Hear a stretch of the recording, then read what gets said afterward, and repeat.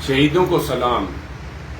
आज सारा देश उन अमर शहीदों को, जिन्होंने चीन के साथ बॉर्डर पे अपनी जान कुर्बान की देश की सुरक्षा के लिए, देश की अखंडता के लिए, उनको हम सब नमन करते हैं। उनके परिवारों के साथ सारे भारतवर्ष की तहे दिल से सहानुभूति है। आज सारा देश उन शहीदों की शहादत के बदौलत एकजुट होकर दुश्मन के दांत खट्टे करने के लिए हमारी बहादुर सेनाओं के साथ खड़ा है।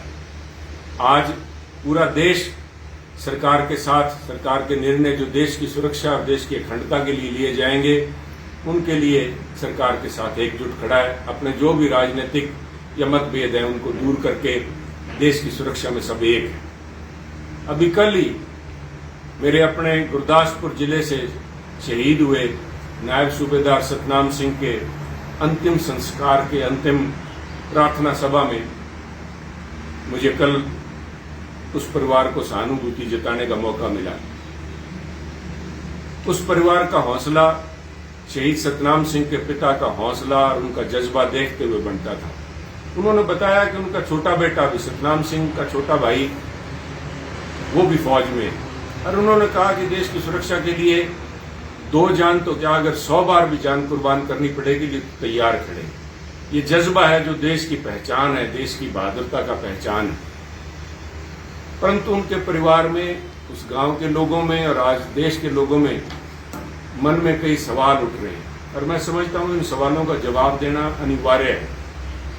आज देश माननीय प्रधानमंत्री नरेंद्र मोदी जी से पूछना चाहता है कि हमारे वो बहादुर जिन्होंने हमेशा अपने सीने पे गोली खाई है, जब भी देश की सुरक्षा, देश की सीमाओं के ऊपर दुश्मन ने बुरी आंख डाली या घुसने का प्रयास किया, तो बहादुरी से कुर्बानी देकर अपने सीने में गोलियां खाई है, कभी पीठ नहीं दिखाई। हमारे उन जवानों को क्या कारण था कि उन जवानों को लाठियों से अपनी जान गंवानी पड़ी? लाठियों और डंडों से लड़ाई की क्यों नौबत आई? क्यों हमारे फौजियों को हथियार मुहैया नहीं करवाए गए? क्या कारण था कि हमारे जवान निहत्थे उस जगह पे पहुंचे जहां के चीनी फौजी घुसपैठ और घात लगाए बैठे थे? ये जवाब आज चाहते हैं, क्योंकि मैं समझता हूं कि जब पूरा देश सेनाओं के साथ खड़ा है, पूरा देश सरकार के साथ खड़ा है, उस हालात के अंदर निहत्थे फौजियों का ऐसी जगह पे जाना बहुत से सवाल खड़े करता है। इन बातों का जवाब चाहिए। आज जवाब ये भी मांग रहा है देश, कि समझना चाहता है कि क्या कारण हुआ कि चीनी फौजें हमारी सीमाओं के अंदर घुसाई और हमारा इलाके के अंदर आज बैठे। बयानबाजी से, गुमराह कर बयानों से मैं समझता हूं किसी का भला नहीं।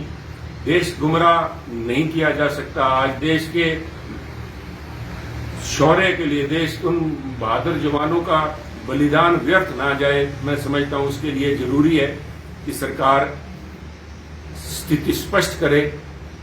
नहीं तो लोगों के मनों में ये एक सवाल जागता रहेगा, चुभता रहेगा। एक टीस की तरह ये आवाज आज भी आ रहा है कि हमारे जवान निहत्थे क्यों थे। आज लोग खासतौर पे पंजाब में, क्योंकि पंजाब का इतिहास बताता है, महाराजा रणजीत सिंह के समय को लेके शाह मोहम्मद ने कुछ पंक्तियां लिखी हैं। उन्होंने कहा था कि जे होंदियां सरकारां तां मुल पाउंदियां, जो सिंघां ने तेगा मारियां ने। शाह मोहम्मदा एक सरकार बाजों फौजां जित के भी आज हारी हैं। देश की सेनाओं के ऊपर हमें मान है, हमें फख्र है और देश के साथ हर एक बच्चा आज देश के साथ खड़ा है। आज सिर्फ फौज नहीं, देश की सुरक्षा के लिए जवान, बूढ़े सभी आज सरकार के साथ हैं। परंतु मैं समझता हूं कि ये उचित होगा सरकार के लिए कि माननीय प्रधानमंत्री स्थिति स्पष्ट करें।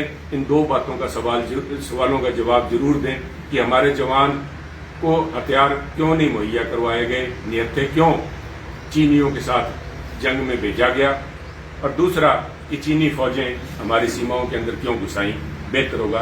जय हिंद।